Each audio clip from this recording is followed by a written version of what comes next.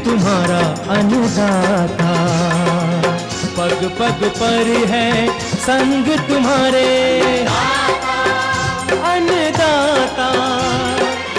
लहू किसानों का बन के पसीना सींचता है धरती का सीना।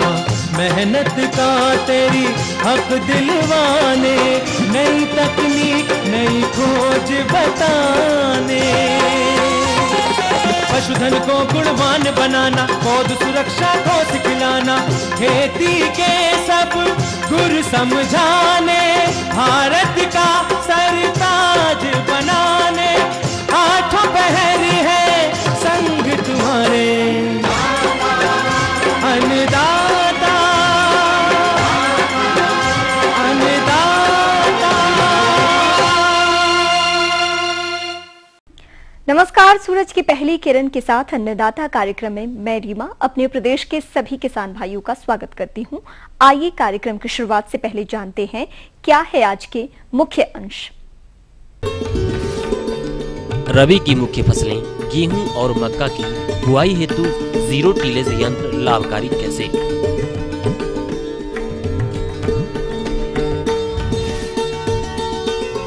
कृषि सह व्यवसाय मधुमक्खी पालन पर एक जानकारी।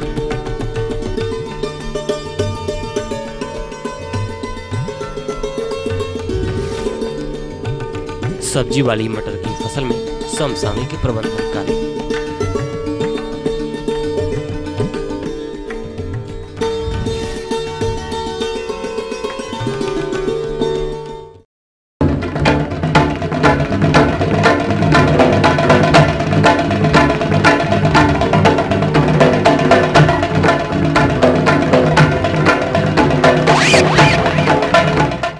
अपने प्रदेश में कृषि योग्य भूमि का अधिकतर क्षेत्रफल धान, गेहूं तथा कुछ क्षेत्र धान मक्का फसल चक्र प्रणाली के अंतर्गत आता है, जिसका कुल क्षेत्रफल 51 लाख हेक्टेयर है, जिसमें धान के बाद गेहूं की फसल ली जाती है।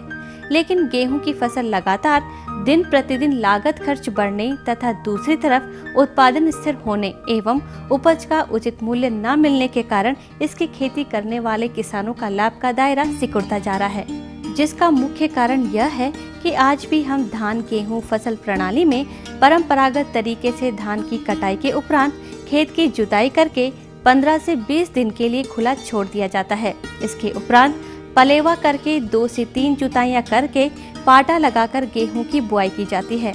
इस परंपरागत प्रक्रिया के दौरान किसान भाइयों को कई तरह से हानि उठानी पड़ती है, जैसे कि खेत की जुताई पर अधिक खर्च, खेत में नमी का ह्रास, समय की बर्बादी तथा इस परंपरागत प्रक्रिया में प्राय देर से गेहूं की बुआई के फलस्वरूप दिसंबर के प्रथम सप्ताह के बाद बुआई होने पर प्रति एकड़ प्रतिदिन 17 से 18 किलो के हिसाब से उपज में गिरावट देखी जाती है। फलस्वरूप प्रति एकड़ लागत खर्च काफी बढ़ जाती है तथा दूसरी तरफ देर से बुआई के कारण उपज भी गिर जाती है। अतः आप सोच रहे होंगे कि इस समस्या का क्या कोई समाधान है जो कि हमारे लागत मूल्य को कम करते हुए उत्पादन को भी स्थिर या बढ़ा सके।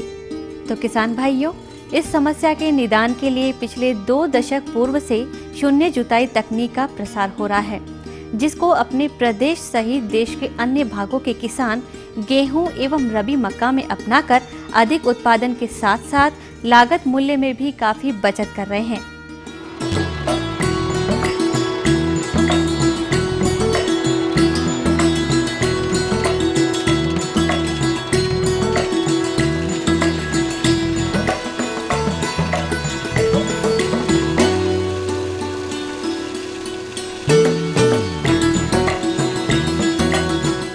और इसी प्रकार अपने पूर्वांचल के गोरखपुर, वाराणसी, फैजाबाद इत्यादि मंडलों में जहां पर कुछ किसान भाई धान के बाद रबी मक्के की फसल लेते हैं, तो वह भी आंध्र प्रदेश के किसानों की तरह जीरो टिलेज की विभिन्न तकनीकों से बुआई करके लागत की काफी बचत कर सकते हैं, जैसे कि आंध्र प्रदेश के किसानों ने किया। जैसे कि कटे धान की खेत में सीधे नुकीले राट से उचित दूरी पर छिद्र बनाकर सीधे मक्के की बुआई करते हैं, जिसमें 6 मजदूरों की आवश्यकता पड़ती है। प्रति एकड़ 1100 से 1200 रुपए खर्च आता है। लेकिन इस खर्च को और कम करने हेतु वहां 4 पहिए वाला डिबलर बुआई यंत्र का आविष्कार किया, जिसको बनाने में 6 से 7 हजार रुपए खर्च आता है। इस यंत्र के द्वारा 2 आदमी एक दिन में मक्का की बुआई हेतु 8 एकड़ में छिद्र बना सकते हैं और इसमें केवल 7 से 8 किलो बीज की आवश्यकता पड़ती है। इसमें लगभग प्रति एकड़ बुआई पर खर्च 500 से 600 रुपए प्रति एकड़ आता है तथा इस क्षेत्र के किसान रबी मक्के की बुआई धान के कटे खेत में सीधे 0 टिलेज विधि का प्रयोग कर रहे हैं और इस विधि में 7 से 7.5 किलो प्रति एकड़ बीज की आवश्यकता पड़ती है। इस विधि में दानेदार उर्वरकों का प्रयोग बुआई के समय एक साथ करते हैं, जिसमें पंक्ति से पंक्ति की दूरी 60 गुणा 60 सेंटीमीटर तथा पौधे से पौध की दूरी 20 गुणा 20 सेंटीमीटर रखते हैं।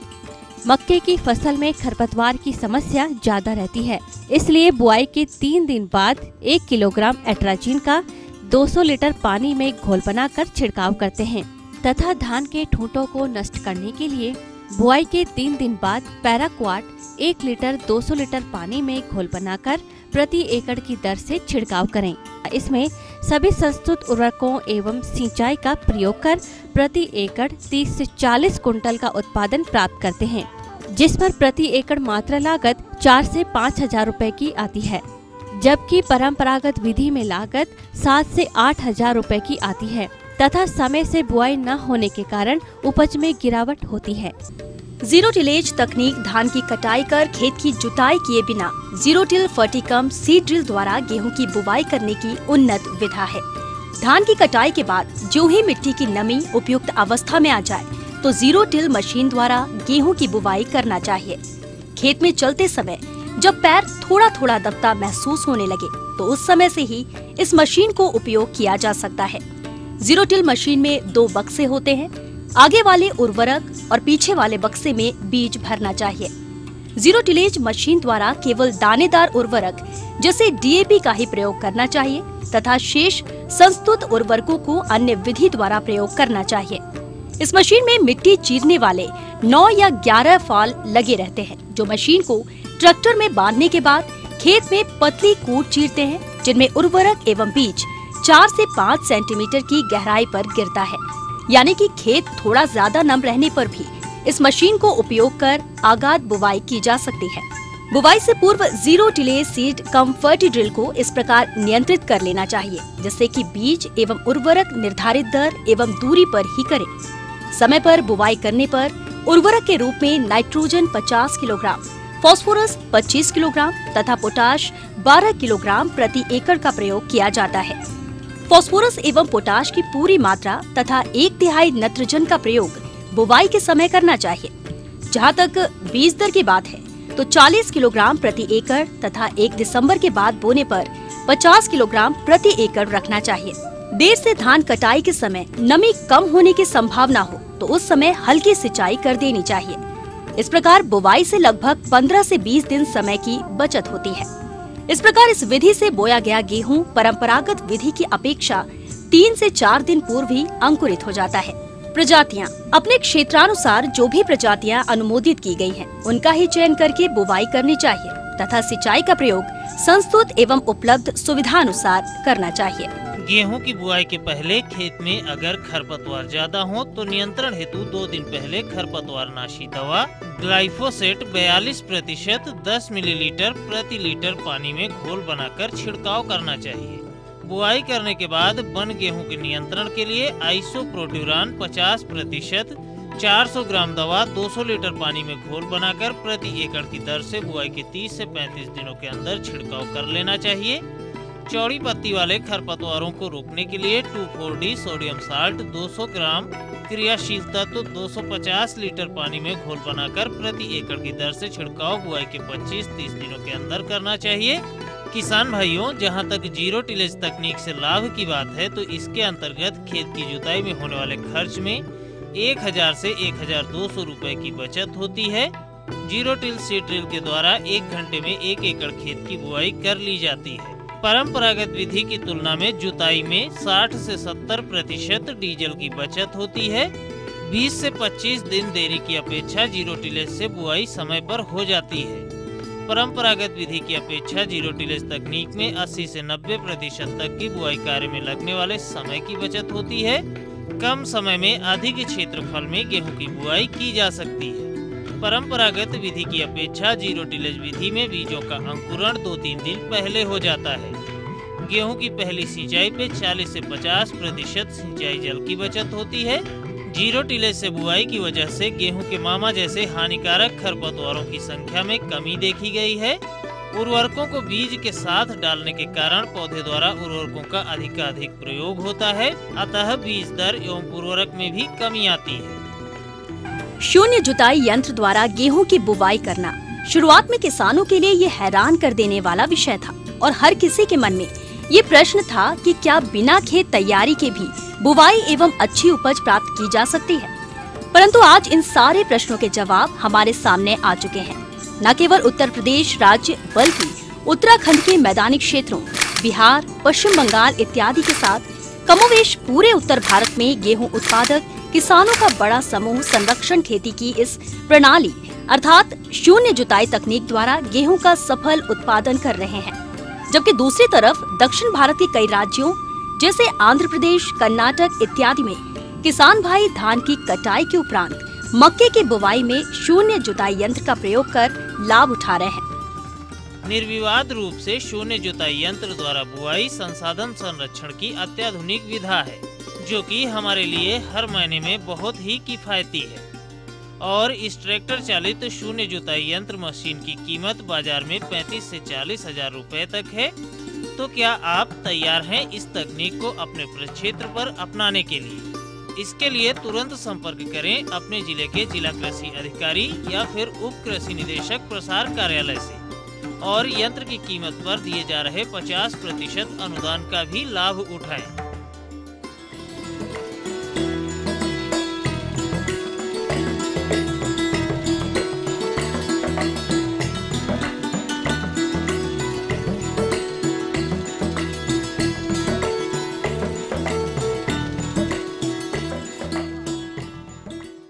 अभी और भी कई जानकारियां बाकी है, लेकिन इससे पहले लेते हैं एक छोटा सा विराम।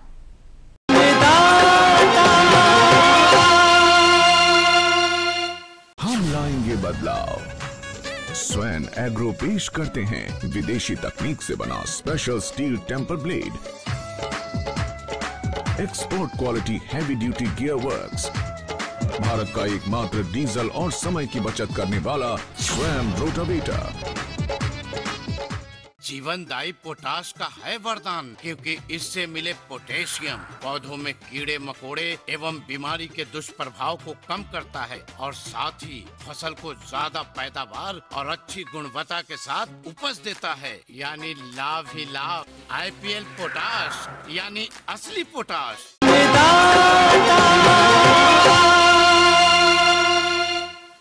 ब्रेक के बाद हम फिर हाजिर हैं आपके साथ। बढ़ते हैं अगली कड़ी की ओर।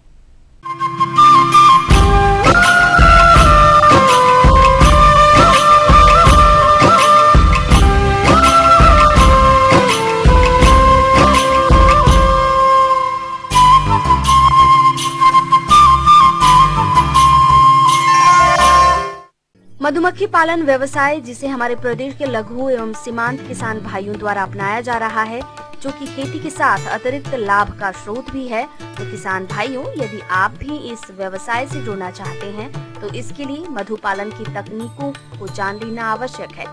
नहीं तो बिना तकनीकी ज्ञान एवं पालन की विधि की जानकारी के अभाव में आप इस व्यवसाय को लाभकारी रास्ते पर नहीं ले जा सकते।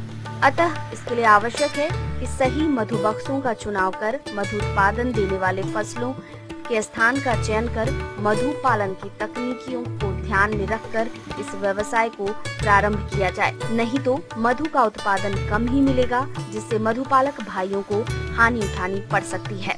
तो किसान भाइयों, मधुमक्खी पालन व्यवसाय को अपनाने के लिए कौन कौन से प्रमुख बिंदुओं पर ध्यान देना आवश्यक है, जिससे हम इस व्यवसाय से अधिक लाभ प्राप्त कर सके, इस विषय पर अपने अनुभवों को बताने जा रहे हैं जिला सहारनपुर के एक प्रगतिशील मौन पालक अजय सैनी। ये महीना मधुमक्खी पालन के लिए सर्वोत्तम महीना है प्रारंभ करने के लिए। जो किसान भाई मधुमक्खी पालन प्रारंभ करना चाहते हैं उनके लिए ये महीना सर्वोत्तम माना जाता है। क्योंकि अभी जैसे कि आपका अरहर इस टाइम पूरे ब्लूम पर है और यूकेलिप्टस खिलने वाला है और तोड़िया की फसल आने वाली है, सरसों की बुआई हो चुकी है। तो इस समय जो किसान भाई शुरू करेंगे उनको ये लाभ होगा कि पूरा सीजन उनको जो है अभी हमारा जो अप्रैल मई तक पूरा सीजन उनको मिलेगा और वो अपनी मधुमक्खियों की बढ़ोतरी भी कर सकते हैं, शहद उत्पादन भी ले सकते हैं। तो इसलिए जो किसान भाई शुरू करना चाहें वो नवंबर के महीने में मधुमक्खी पालन प्रारंभ कर दें। तो उसके लिए आप पहले तो प्रशिक्षण प्राप्त करें किसी अच्छे विश्वसनीय संस्थान से। प्रशिक्षण प्राप्त करने के लिए आप सहारनपुर में हमारा ज्योति ग्राम उद्योग संस्थान है, यहाँ से प्रशिक्षण ले सकते हैं। जीबी पंत एग्रीकल्चर यूनिवर्सिटी में वहाँ से आप ले सकते हैं। उद्यान विभाग के अलग अलग जगह पर विभिन्न कार्यक्रम चलते रहते हैं, उनमें आप मधुमक्खी पालन का प्रशिक्षण ले सकते हैं। और मधुमक्खी पालन का प्रशिक्षण लेने के उपरांत आप जो है किसी अच्छे विश्वसनीय संस्थान से, जो ब्रीडिंग सेंटर से, जो ब्रीडिंग केंद्र हैं, प्रजनन केंद्र हैं, वहाँ से मधुमक्खियाँ की खरीदारी कर सकते हैं। उसके लिए ध्यान रखें कि बक्सा आपका जो है, जो रिकमेंडेड लकड़ी है केल और तुन, उसी का होना चाहिए, सही नाप का होना चाहिए, क्योंकि बक्से का मौन ग्रह का हमारे सही नाप का होना बहुत अनिवार्य है। कई बार छोटे हमारे किसान भाई अज्ञानतावश खरीद लेते हैं, किसी का फ्रेम उसमें नहीं आता, किसी का फिट नहीं आता है, किसी का टाइट आता है, तो ऐसे करके वो आपको फिर वर्ष दुखी करते रहेंगे, परेशान करते रहेंगे।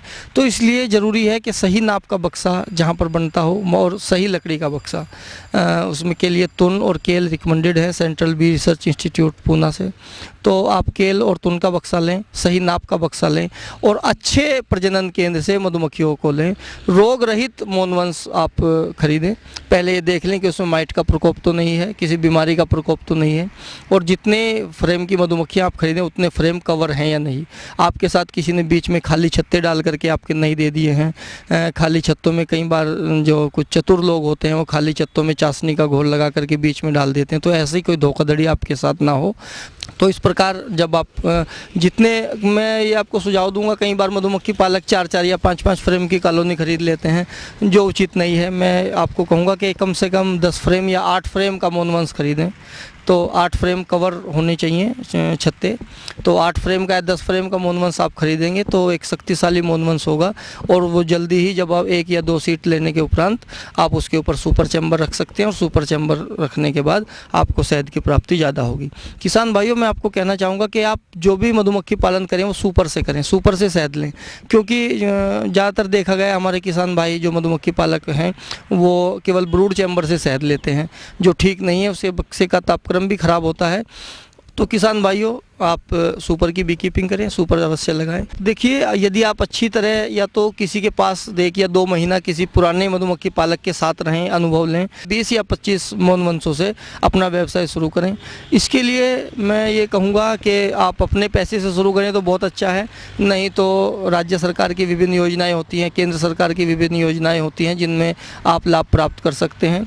जिला उद्यान अधिकारी के यहाँ से आपको 10-20 बक्सों के ऊपर 50% अनुदान के ऊपर भी से उपलब्ध कराए जाते हैं। खादी ग्राम उद्योग बोर्ड द्वारा भी आपको 25% अनुदान पर मौनवंश उपलब्ध कराए जाते हैं। नेशनल हॉर्टिकल्चर बोर्ड द्वारा भी आपको अनुदान दिया जाता है मधुमक्खी पालन के ऊपर। तो इस प्रकार जो भी आपको सुविधाजनक लगे, अपने निकटतम खादी ग्राम उद्योग बोर्ड या आयोग द्वारा आप ऋण भी ले सकते हैं और अपना व्यवसाय शुरू कर सकते हैं। किसान भाइयों, सीधा सा हम लोग क्योंकि जब व्यवसाय शुरू करते हैं तो ये भी देखते हैं कि उससे लाभ हानि क्या है। किसान भाइयों, जब हम मधुमक्खी पालन शुरू करते हैं, मैं आपको बता दूं कि ये एक ऐसा व्यवसाय है कि इसमें 2 तरफा लाभ हमें होता है। एक तरफ तो शहद उत्पादन करते हैं हम लोग, मोम का उत्पादन करते हैं, हमारी मधुमक्खियाँ बढ़ती हैं, जिसका सीधा लाभ हमें मिलता है। और दूसरा लाभ जो हमारे एक तरह से अप्रत्यक्ष लाभ हम कहते हैं, हमारे उन किसान भाइयों को खेतों से मधुमक्खियाँ पुष्प रस लेकर के आती हैं, शहद एकत्र करती हैं। तो जिन किसान भाइयों के खेतों से मधुमक्खी शहद एकत्र करती है उनकी भी फसलों की पैदावार बढ़ती है, क्योंकि मधुमक्खियाँ पर परागण की क्रिया जो कराती हैं उससे बीज बनता है और आपकी फसलों में निश्चित रूप से मैं कह सकता हूँ कि 30% तक आपकी फसल की पैदावार में निश्चित रूप से वृद्धि हो जाएगी। और सीधा अगर हम ये देखते हैं कि अगर हमने 20 मौनवंश खरीदे हैं और ये समझिए कि आप एक औसतन हम लोग लगाते हैं आमदनी कि एक बक्से से 2 से 3 हज़ार रुपया प्रति वर्ष हम लोग अतिरिक्त आमदनी प्राप्त कर सकते हैं। वो आपकी मधुमक्खियाँ बेच करके हो सकती है, शहद बेच करके हो सकती है, मौनवंश बेच करके हो सकती है। तो किसान भाइयों, अपने हित में और राष्ट्र हित में मधुमक्खी पालन अपनाएं और देश को समृद्ध बनाएं।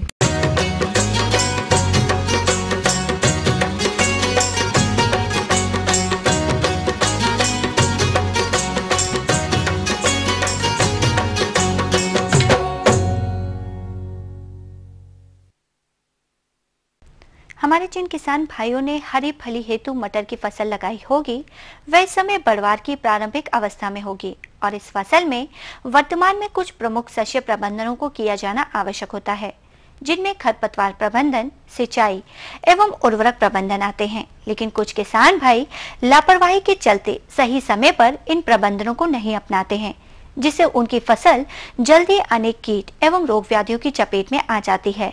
फलस्वरूप किसान भाइयों के उत्पादन में गिरावट आती है। तो किसान भाइयों, मटर की फसल में किए जाने वाले शस्य प्रबंधनों की समुचित जानकारी के लिए मिलते हैं कृषक राजपाल सिंह से। मटर की खेती की है वर्तमान में, अभी ये हमारी फसल है, ये 15 दिन की हो गई है। किसान भाइयों, आपको इसके उत्पादन के लिए जो सबसे पहली बात ध्यान रखनी है, इसमें एक निराई गुड़ाई करना बहुत नितांत आवश्यक है, क्योंकि हम इस खेती को बार बार सिंचाई करते हैं और सिंचाई के दम पे ही हम ये हरी मटर की फली लेते हैं। जब निराई गुड़ाई आप करेंगे तो इसमें प्रकाश संश्लेषण की क्रिया होगी, जिससे कि आपकी फसल, आपका पौधा मजबूत होगा।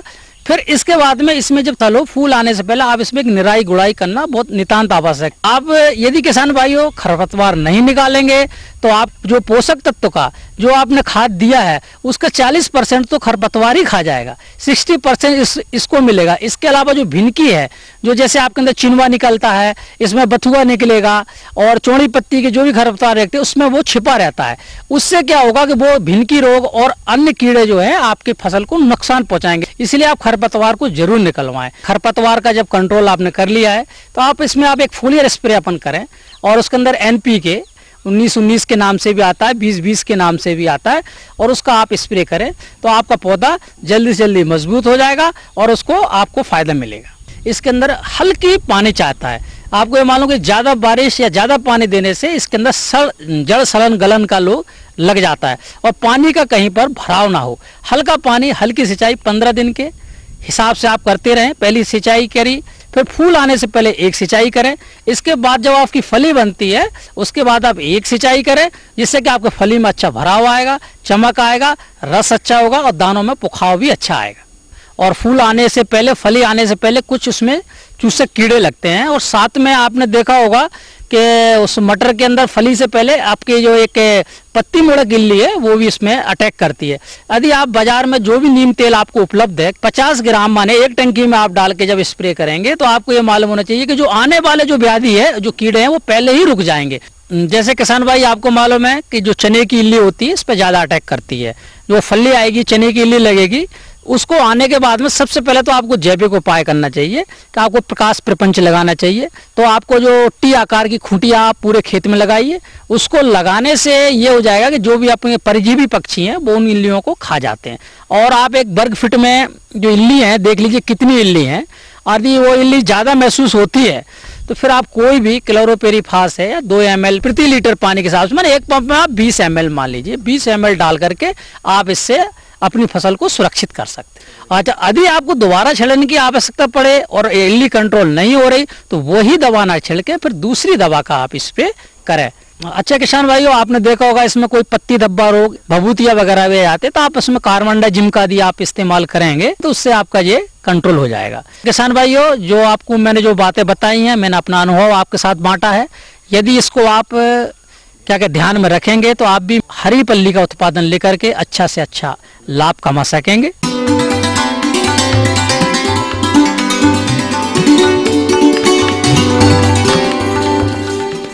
चलिए अब रुख करते हैं आपके द्वारा पूछे गए प्रश्नों के जवाबों की ओर।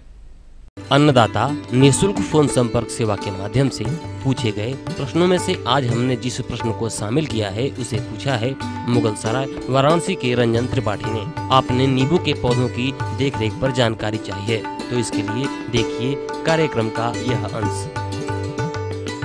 सबसे पहली जो जरूरी बात है वो है बाग की साफ सफाई। जो भी आपके पेड़ पौधे हैं उसमें काफ़ी मात्रा में कई बार जाला लग जाता है या कुछ खरपतवार वगैरह ऊपर चढ़ जाते हैं, उनको बिल्कुल साफ़ कर दें। आप जाला वगैरह को आप झाड़ू लेकर के या डंडे वगैरह की सहायता से जहाँ जहाँ भी जाला लगा है उनको हटा के बिल्कुल साफ़ कर दें। दूसरे जो नीचे खरपतवार वगैरह जम जाते हैं उनको भी समय समय पर निकालते रहना चाहिए। जैसा कि इस समय खरपतवार चूँकि बरसात के बाद काफ़ी तीव्रता से बढ़ते हैं तो उनका प्रबंधन, उनका निष्कासन बहुत ज़रूरी है। इसके लिए अच्छा है कि अगर आप अपने बाग में निकाई गुड़ाई करके उसको साफ़ करें, या हो सके तो एक हल्की जुताई खाली बाग के खाली इलाके में करवा दें। और साथ ही पेड़ के नीचे वाले हिस्से में खुरपी की सहायता से या कुदाल की सहायता से निकाई गुड़ाई करके पेड़ पौधों वाले क्षेत्र को खरपतवार से मुक्त रखें। किसान भाइयों, इसके अलावा जो सबसे प्रमुख बात है वो है सिंचाई। सिंचाई का प्रबंधन भी बहुत ज़रूरी होता है, क्योंकि हालांकि जाड़े में ज़्यादा पानी तो नहीं चाहिए होता है, लेकिन फिर भी जाड़े में औसतन 25-30 दिन पर पौधों को एक बार पानी देना आवश्यक होता है। अतः पानी दे करके आप पौधे की जो आवश्यकता है उसकी पूर्ति आप अवश्य करें। किसान भाइयों, इसमें कुछ और प्रमुख चीज़ें भी आती हैं जो समस्या का कारण बनती हैं। जैसे नींबू वर्गीय फलों में विशेषकर जैसे संतरा वगैरह कुछ प्रजातियां होती हैं, इन सब में एक प्रकार से कणकायन या ग्रेजुलेशन, ये जिसमें फलों के अंदर का एक तरफ का हिस्सा सूख जाता है, उसमें रस बनाने वाला जो भाग होता है, ये समस्या अक्सर नींबू वर्गीय फलों में देखी जाती है। और ये उन फलों में ज़्यादा पाया जाता है जो फल सूर्य वाले हिस्से की तरफ लगे होते हैं। इसके नियंत्रण के लिए zinc sulphate, copper sulphate, ferrous sulphate और बोरान वगैरह का ये जो सूक्ष्म तत्व होते हैं, इनका 0.4 से 0.5% की मात्रा में घोल बना करके आपको नवंबर-दिसंबर में छिड़काव अवश्य कर देना चाहिए, जिससे ये समस्या और जो सूक्ष्म तत्वों की समस्या पेड़ पौधों में आती है उस पर नियंत्रण हो जाता है। क्योंकि सूक्ष्म तत्वों की कमी से और भी तमाम समस्याएं आती हैं, इसलिए इनका छिड़काव आप अवश्य करें। अगर ये आप ना बना पाएँ तो बाज़ार में बने बनाए जैसे एग्रोमीन वगैरह के मिक्सचर उपलब्ध हैं, उनका छिड़काव आप सितंबर, अक्टूबर या नवंबर, दिसंबर में आप कर सकते हैं। किसान भाइयों, इसके अलावा जो महत्वपूर्ण बात है नींबू वाले फलों में, वो है एक रोग आता है सिट्रस कैंकर। इसका लक्षण ये होता है कि पहले पत्तियों पर हल्के हल्के धब्बे पड़ते हैं, जो बाद में फैलते हुए पत्ती की पूरी सतह पर फैल जाते हैं, फूलों पे, फलों पे, कांटों पे, तने पर और पूरे पौधे पर इसके लक्षण धीरे धीरे दिखाई देने लगते हैं, जो ये उभरे हुए और खुरदरे होते हैं। इनके नियंत्रण के लिए आप कॉपर ऑक्सीक्लोराइड या ब्लू कॉपर, इसका जो है 0.3% 3 ग्राम प्रति लीटर पानी के हिसाब से घोल बना करके इसका 15-15 दिन के अंतर पर 2-3 छिड़काव अगर आप कर देते हैं तो इससे काफ़ी हद तक नियंत्रण किया जा सकता है। किसान भाइयों, इसके अलावा गमोसिस जो इसका प्रमुख रोग है नींबू वर्गीय फलों में, जिसमें तने के जो नीचे वाला हिस्सा जो तना होता है, ज़मीन से ऊपर वाले हिस्सा और जो फलों वाली शाखाएं निकलती है उसके बीच का जो तना होता है, उसमें अक्सर गोंद निकलने की शिकायत पाई जाती है, या कभी कभी ये गोंद जड़ों से भी निकलता है। जहाँ से गोंद निकल रहा है उस भाग को अच्छी प्रकार से खुरच के साफ़ कर दें और उसमें चौबटिया पेस्ट जिसको बनाने के लिए आपको 4 भाग कॉपर कार्बोनेट, 4 भाग रेड लेड यानी सिंदूर और 5 भाग अलसी का तेल, इसको मिलाकर के मिश्रण बना लें और इसको जहाँ पर गोंद निकल रहा है वहाँ पर लेप करके इस रोग से आप निजात पा सकते हैं। किसान भाइयों, अगर आप हमसे कृषि से संबंधित सुझाव या समस्या के समाधान हेतु संपर्क करना चाहते हैं तो आप हमें इस पते पर पत्र लिख सकते हैं। हमारा पता है प्रोड्यूसर अन्नदाता ETV Uttar Pradesh Uttarakhand, Ramoji film city Hyderabad 501512, या फिर मेल करें annadata.up@etv.co.in या निःशुल्क फोन संपर्क सेवा 1800-425-4085 पर सोमवार से शनिवार शाम 5 बजे से शाम 6 बजे तक संपर्क करें। किसान भाइयों, आज के अन्नदाता में बस इतना ही। कल फिर हम हाजिर होंगे नई रोचक जानकारियों के साथ। तब तक के लिए अन्नदाता की पूरी टीम को इजाजत दीजिए। नमस्कार।